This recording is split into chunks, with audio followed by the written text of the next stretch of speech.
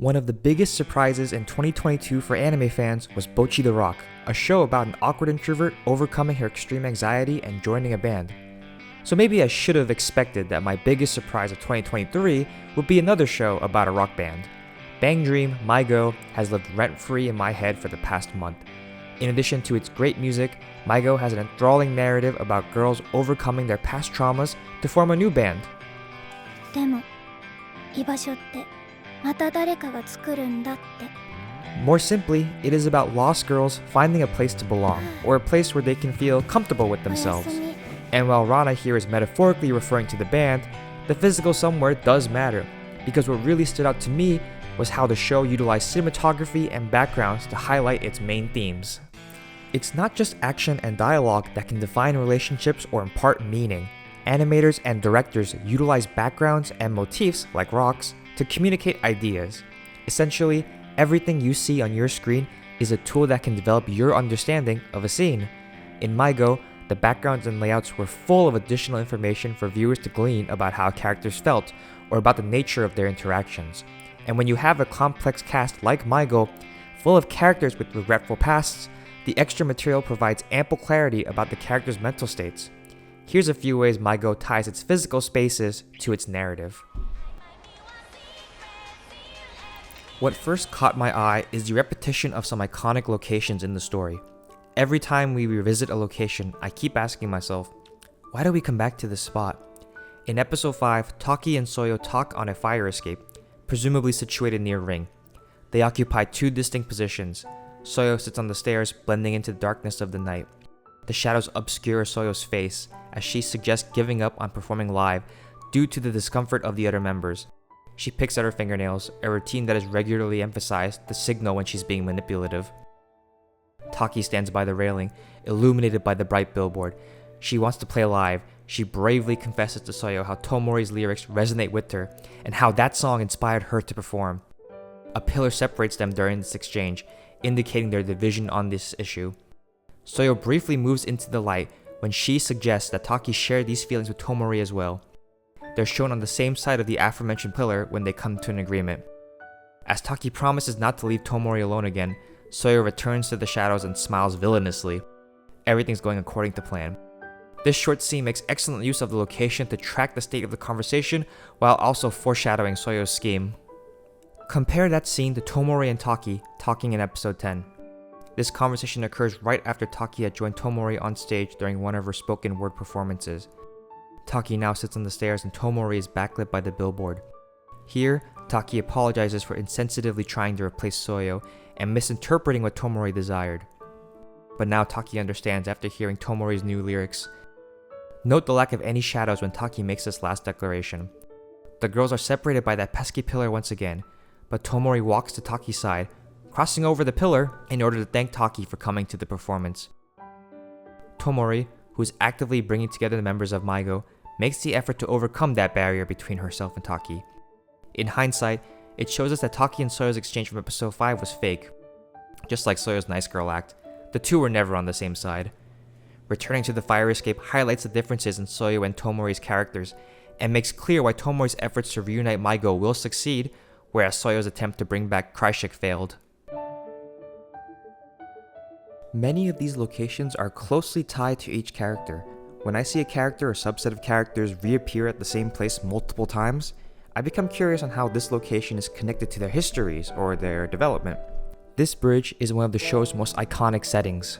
Cast members often cross over the bridge and take the chance to speak openly about their feelings, whether it's Tomori worrying about being the cause of her band's breakups, Taki confessing how moved she was by Tomori's song, or Soyo accepting her flaws. The three veterans of My Go treat this bridge as a safe space, and it couples nicely with the idea that Tomori is the uniting force of this band. The bridge sits next to her apartment after all, and almost every scene on the bridge ends with the characters walking towards the light post that is perfectly positioned below her apartment. Tomori is the North Star for our Lost Girls, and the center for both Kreishik and My Go. They can't help but walk towards her direction when they need guidance.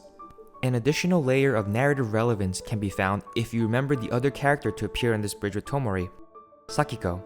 In episode 3, Sakiko praises Tomori for her lyrics and encourages her to sing. This bridge really is Kreishek's bridge, a dedicated space for those band members like the Hazawa Coffee Cafe was. Don't believe me? Well, consider the fact that Anon almost crosses this bridge before being directed towards Tomori's apartment instead. This association with location flavors those scenes with nostalgia and gives clear direction for the narrative. If the Ring Lighthouse is a place for the Maigo girls to excitedly plan their future, then this bridge has been established as a space for the ex-Kreishek girls to process their hangups with their breakup. When the Kreishek and Maigo settings overlap, or when those members are intruding upon each other's spaces, we tend to see friction. When accompanying Anon, Tomori storms out of the karaoke room that the Kreishek girls once hung out in.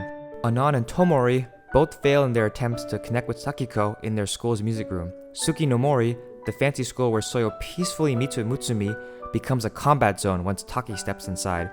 Hazawa Coffee is where Kreishek first came together, but now only Mutsumi and Sakiko, the ones left behind by Maigo, are seen there. The show is clearly attempting to keep these two bands separate. This distinction both primes viewers, e.g., we're back on the bridge, someone is sad and needs comforting, and adds commentary, e.g., Kreishek and Maigo are so disparate physically that Soyo's attempt to reunite Kreishek is destined to fail. とにかく新曲だけでも今夜中になんとかしないと。全員で集まる？ならうちで話す？ Soyo's luxury apartment is a textbook example of how backgrounds and layouts can effectively communicate a character's inner turmoil. The apartment is much too big for a single person, and several wide shots are dedicated to accentuating how little space Soyo occupies. I like this shot in particular because while it is a bright day, the opposite of misery, it still creates a melancholic atmosphere. By using the city skyline to create the sense of overwhelming space, and by placing Soyo in the shadows to suggest her unhappiness. In addition to the scale, the emptiness or negative space also reinforce this remoteness. Several shots of Soyo in a dark room draw a focus to the smaller sources of light illuminating her, reflecting the solitude of her life. And one of my favorite tricks that the show employs for Soyo's apartment is how they impress that same feeling onto other characters who visit. When Anon first follows Soyo home, she's astounded by the scale of the building and room, and the boarding reflects this by also shrinking Anon. Soyo both literally and metaphorically lets Anon in, and the layouts smartly demonstrate that Anon is getting the chance to see from Soyo's point of view, deepening their bond. ともり、そこ冷えるから椅子座った方がいいと思う。 Like the light post by Tomori's apartment, these locations feature a variety of additional props to fill out the space and add details. Here we start leaving the realm of layouts and move into symbolism. As mentioned earlier, Soyo has many wide shots that dwarf her in her frame to highlight her loneliness. But another common motif in these shots is the chair. When we delve into her past, the first shot we see is Soyo sitting alone opposite two empty chairs.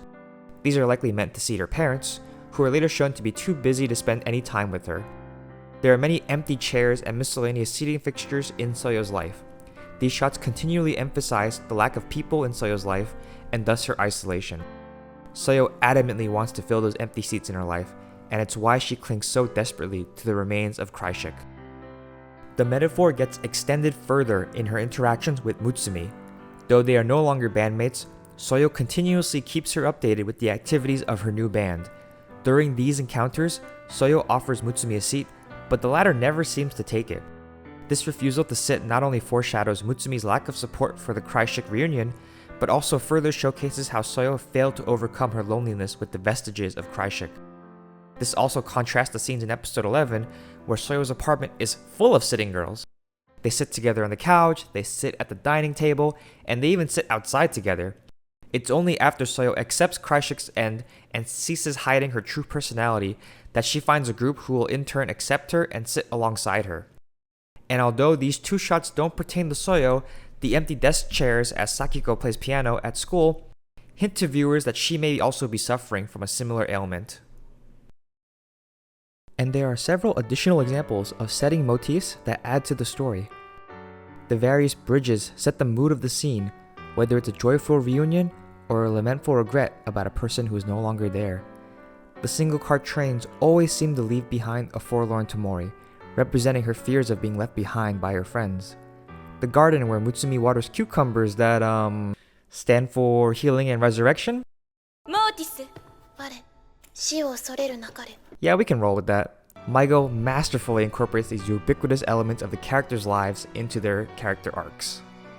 By episode 11, the girls have finally found a place where they belong. This wasn't an easy journey for them, and I really think that the settings put in a lot of work to communicate those struggles and provide that extra insight the dialogue alone couldn't tell us. The proficiency at using backgrounds, layouts, and props was a huge boon for a show that may otherwise have been dismissed due to its reliance on CG. It's a testament to the strength of the directing and the story that there were so many nuggets of information worth extracting upon a second, third, and probably a fourth viewing once I'm done with this video. And with the sequel already on the way, I can't wait to look back on this first season and trace back everything I missed. ただいま